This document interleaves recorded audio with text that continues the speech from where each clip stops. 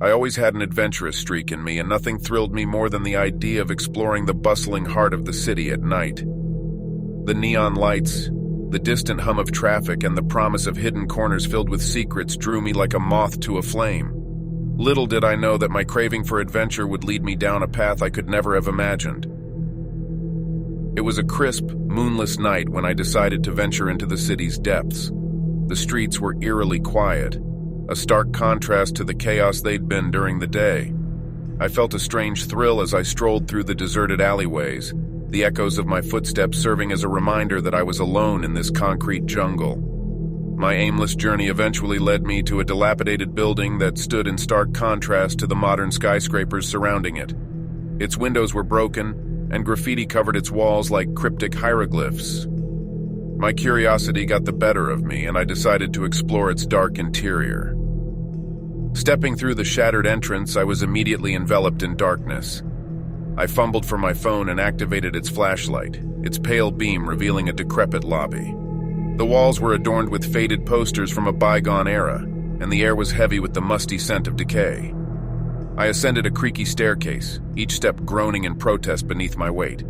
The upper floors were in even worse condition, with rotting floorboards and peeling wallpaper. My heart raced as I ventured further into the building, knowing that I was trespassing in a place that had long been forgotten by the world. As I explored deeper, I heard a faint, haunting melody drifting through the air. It was the sound of a piano, its keys played with an eerie finesse that sent shivers down my spine. The music seemed to beckon me, leading me deeper into the building's labyrinthine corridors. Following the haunting melody, I eventually arrived at a grand, long-forgotten ballroom. The room was bathed in an ethereal, ghostly light emanating from a grand piano that played itself, its keys moving as if by unseen hands. I was spellbound, my eyes fixed on the otherworldly spectacle before me.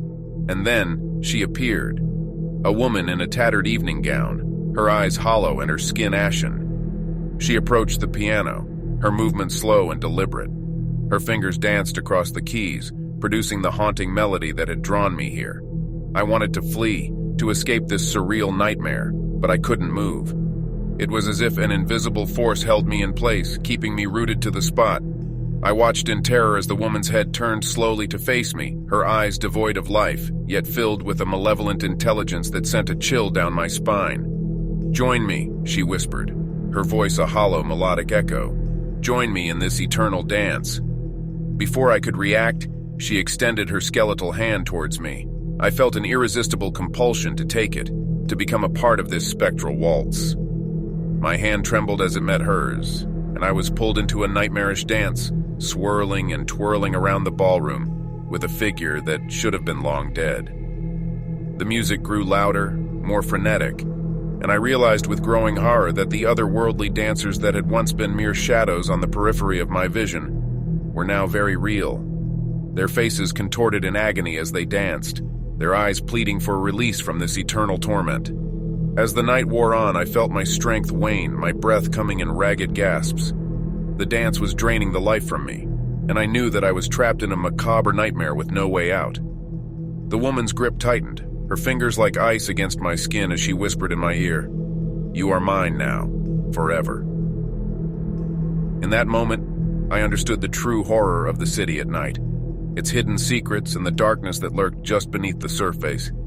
I had ventured too far, and now I was condemned to dance with the restless spirits of the past for all eternity, a prisoner of the haunted city that had ensnared my soul.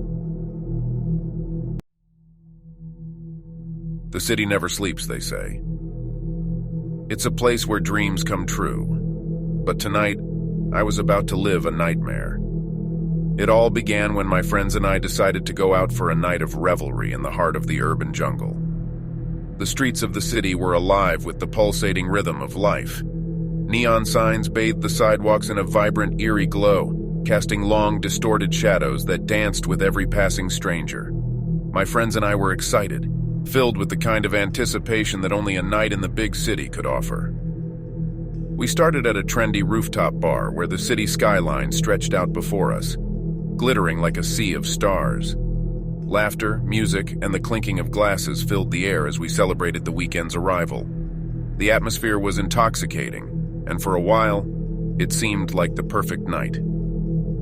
As the hours passed, the group decided to explore more of the city's nightlife. We ventured deeper into the maze of streets and alleys, guided only by the glow of distant streetlights. The city had transformed into a sprawling labyrinth, its secrets hidden beneath layers of concrete and steel. We stumbled upon a club tucked away in a dimly lit alley, the thumping bass reverberating through the walls.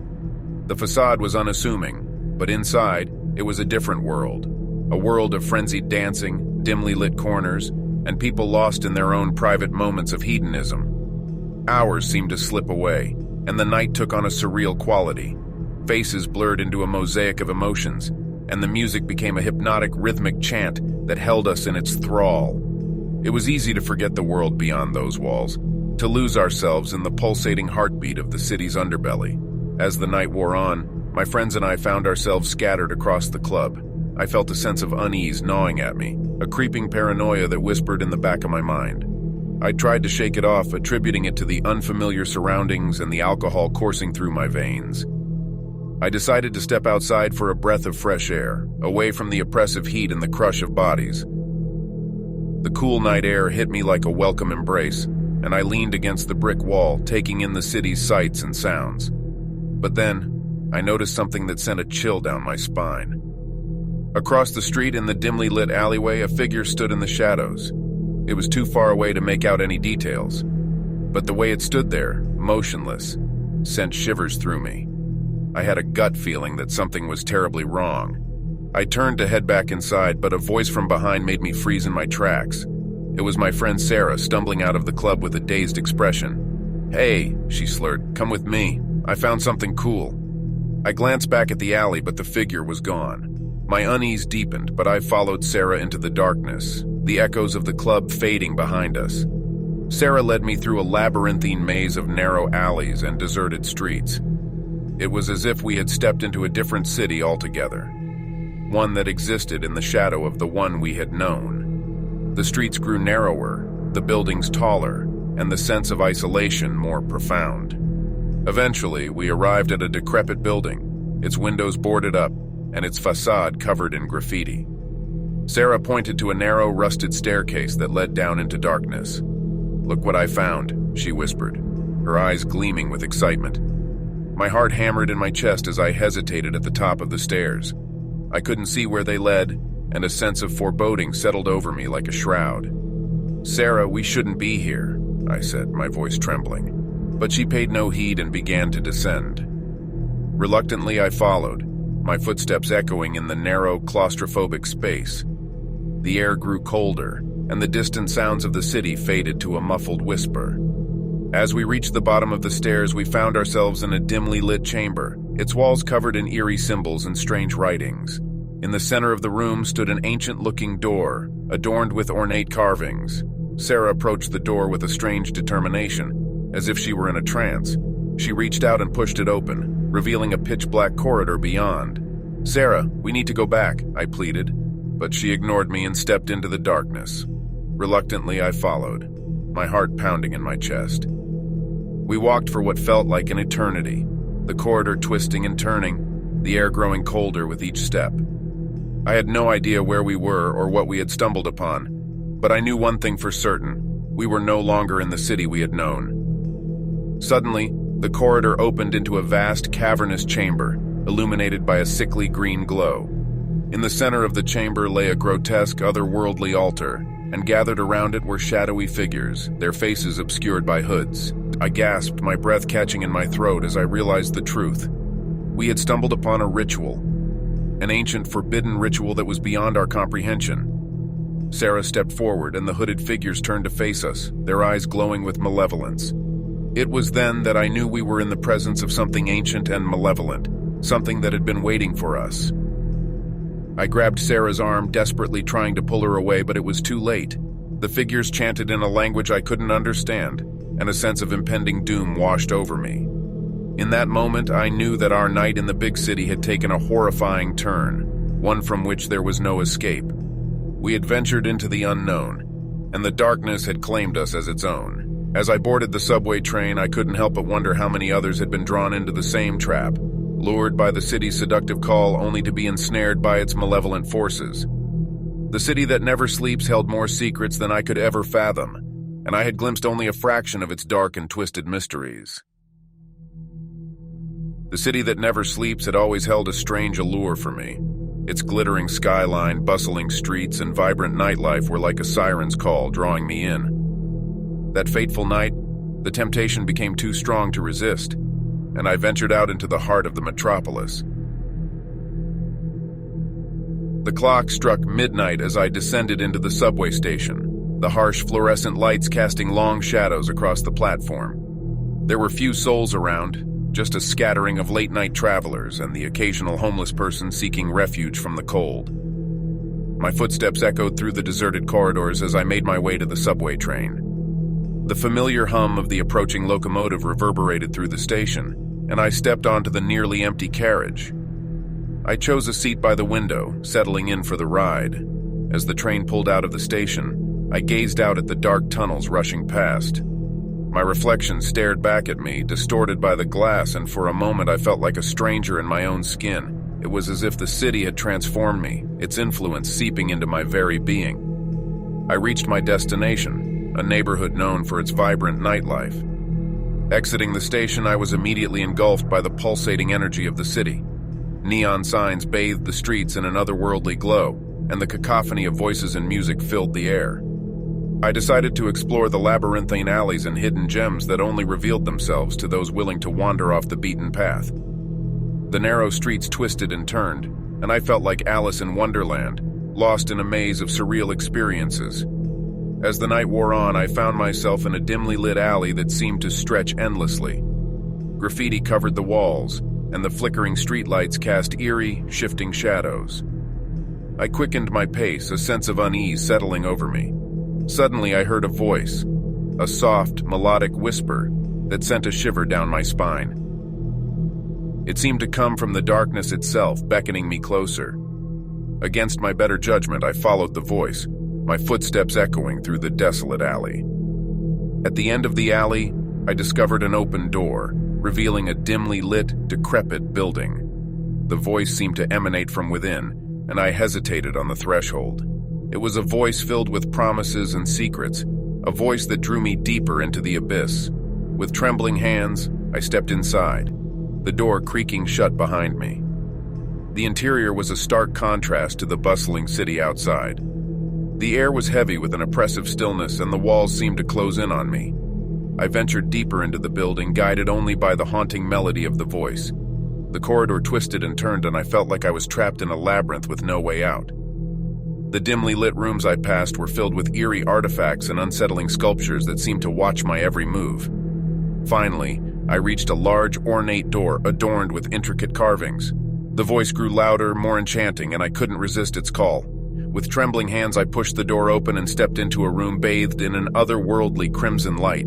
In the center of the room stood a grand piano, its keys beckoning me. A figure sat at the piano, their back turned to me. The voice that had led me here now flowed from their fingertips, creating a haunting melody that filled the room. "Join me," the figure whispered, their voice now clearer and more alluring than ever. "Play." I couldn't resist the temptation. I approached the piano, my fingers trembling as I sat down. Without hesitation, my hands found the keys, and I began to play. The music that flowed from me was unlike anything I had ever heard, a hypnotic and unsettling tune that seemed to transcend reality itself. As I played, the figure at the piano turned to face me, revealing hollow, sunken eyes and a ghastly grin. Their face was a grotesque mask of horror, and I realized with a sinking feeling that I had fallen into a trap, ensnared by forces beyond my comprehension. The room began to warp and shift, and I felt myself being pulled into a nightmarish abyss. The walls closed in, the ceiling descended, and the figure at the piano laughed, a chilling, otherworldly sound that echoed through my very soul. And then, everything went black. I awoke with a start, back in the subway station where my journey had begun. The harsh fluorescent lights illuminated the empty platform, and a sense of profound dread settled over me. The city that had once seemed so alluring now felt like a malevolent force, a place of darkness and secrets that should never be explored. I had escaped the nightmarish room, but I knew that I had been forever changed by the experience. The haunting melody of the voice, and the ghastly figure at the piano would forever haunt my dreams, a reminder of the darkness that lurked beneath the surface of the city. The city had always fascinated me with its neon-lit streets and the promise of adventure that lurked behind every corner. But on this fateful night, as I ventured into the heart of the metropolis, I would come face to face with a terror I could never have imagined. It was well past midnight when I found myself on the bustling streets of the city that never sleeps. The glow of the streetlights cast eerie shadows on the towering skyscrapers, and the distant hum of traffic provided a haunting backdrop to the urban symphony. I had always been a creature of the night, drawn to the city's nocturnal energy, but tonight felt different, as if the very air was charged with an ominous electricity. I decided to explore the quieter side streets, away from the throngs of late-night revelers and the cacophony of sirens. The city had a way of revealing its true character in the dark corners, and I was eager to discover its secrets. As I strolled down a dimly lit alley, the temperature dropped noticeably. Goosebumps prickled on my skin, and I had a sensation of being watched. I glanced around, but there was no one in sight. The shadows seemed to ripple and shift as if they were alive, and an unease settled deep within me. I quickened my pace, my footsteps echoing in the narrow alley. My heart pounded in my chest, and I couldn't shake the feeling that I was being followed. The occasional flicker of a distant streetlight offered little comfort, revealing glimpses of graffiti-covered walls and discarded trash. Then, I heard it. A soft, almost imperceptible whisper, like a faint sigh carried on the night breeze. I strained to make out the words but could only discern a chilling, unintelligible murmur. Panic welled up inside me as I realized I was not alone in that forsaken place. "Who's there?" I called out, my voice trembling. The only response was a haunting silence, broken only by the distant sounds of the city. I took a cautious step forward, my senses on high alert. And then, it happened. Shadows converged around me, moving with a malevolent intent. I was surrounded by an unseen presence, an invisible force that closed in, suffocating me. My breath came in ragged gasps as I felt icy fingers brush against my skin, cold and clammy as death itself. With a surge of terror, I broke into a run, desperate to escape the encroaching darkness. But no matter how fast I ran, the shadows seemed to keep pace, their insidious grip tightening with every step. It was as though the very night had turned against me, a maleficent force determined to consume me. I stumbled out of the alley and onto a busy street, but the terror pursued me. People walked by, oblivious to the nightmare unfolding around me. I cried out for help, but my voice was drowned in the symphony of the city. I fled into a nearby subway station, my heart pounding and my mind racing. The dimly lit platform provided little solace, and I could still feel the presence of the shadows lurking just out of sight. The train arrived and I rushed aboard, hoping to put distance between myself and the nightmare that had pursued me. As the train rattled through the tunnels, I couldn't help but glance nervously at the empty seats around me. The carriage felt oppressive, as though it were closing in on me. And then, I saw it. A shadowy figure sitting in the corner, its features obscured by darkness. I froze, unable to look away from the looming presence. The figure remained motionless, its eyes fixed on me. Panic coursed through my veins as I realized there was no escape, no refuge from this relentless terror. The train screeched to a halt at an abandoned station, the platform shrouded in darkness. The other passengers had disappeared, leaving me alone with the shadowy figure. It slowly rose from its seat, revealing a ghastly, contorted face, twisted in agony and rage. "Who are you?" I whispered, my voice trembling. The figure's lips curled into a grotesque smile, revealing rows of jagged, yellowed teeth. It spoke in a voice that sent shivers down my spine, a voice that seemed to echo from the depths of the abyss. "I am the darkness that lurks in the heart of the city," it is said. "I am the fear that haunts your nightmares. And tonight, I am your tormentor." With that, the figure lunged towards me, and the world dissolved into a nightmare of pain and terror. When I awoke, I found myself back on the bustling streets of the city, the first light of dawn breaking on the horizon. It was as though the horrors of the night had never happened, but the memory of that malevolent presence, that relentless darkness, haunted me still. I had ventured into the city seeking adventure, but I had found something far more sinister, a darkness that lurked in the shadows, waiting to consume the unwary. And as I walked away from that nightmarish encounter, I couldn't help but wonder if the city's secrets were best left undiscovered, hidden in the obscurity of the night.